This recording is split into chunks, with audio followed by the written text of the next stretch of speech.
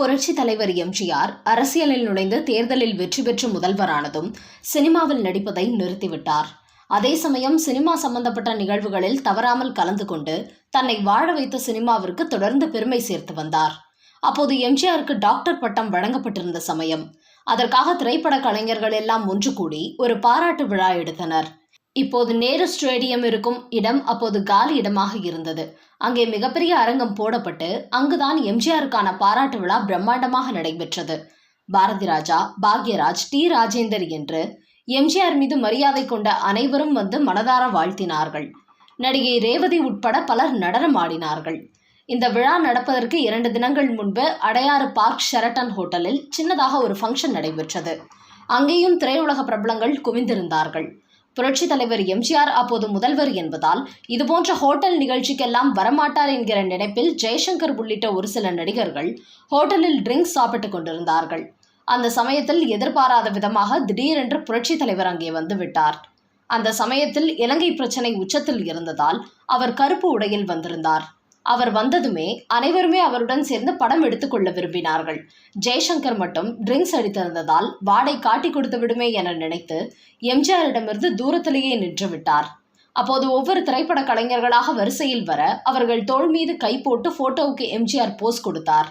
அவரது ஆஸ்தான புகைப்பட கலைஞரான சங்கர் ராவ் ஒவ்வொருவரையும் போட்டோ எடுத்துக் கொண்டிருந்தார். அப்போது டைரக்டர் பாலு மகேந்திரா எம்ஜிஆர் அருகில் வந்ததும் முந்திக்கொண்டு எம்ஜிஆரின் தோள் மீது கை போட்டு விட்டார்.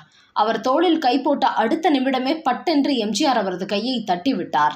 ஆனால் தொடர்ந்து வரிசையாக போட்டோ எடுத்துக்கொண்டிருந்த சங்கர் ராவ் அவசரத்தில் இதையும் டக்கென படம் எடுத்து விட்டார். அப்படி இவர் போட்டோ எடுத்ததையும் எம்ஜிஆர் கவனித்து விட்டார். பாலு மகேந்திராவிடம் எம்ஜிஆர் அப்படி நடந்து கொண்டதுக்கு காரணம் இருக்கவே செய்தது. பாலு மகேந்திராவின் ஆஸ்தான நடிகை என்று சொல்லப்பட்ட, கிட்டத்தட்ட அவரது மனைவியாக வாழ்ந்தவர் என்றும் சொல்லப்பட்ட நடிகை ஷோபாவின் தற்கொலை மரணம் தமிழகத்தை மிகப்பெரிய அதிர்ச்சிக்கு ஆளாக்கியிருந்தது.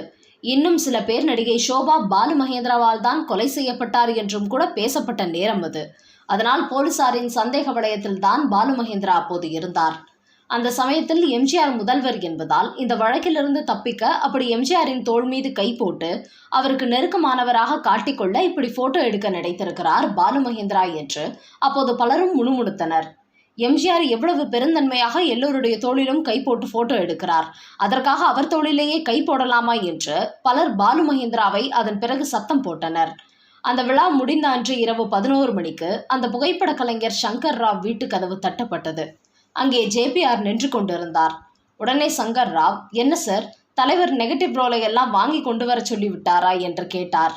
அது எப்படி அவ்வளவு கரெக்டா சொல்றீங்க என்று ஜேபிஆர் கேட்டுள்ளார். இத்தனை வருடமாக அவர் கூட இருந்திருக்கிறேனே, இது கூட தெரியாதா சார்? பாலு மகேந்திரா தோளில் கை போட்டதும் நான் படம் எடுத்ததை மக்கள் திலகம் பார்த்து விட்டார்.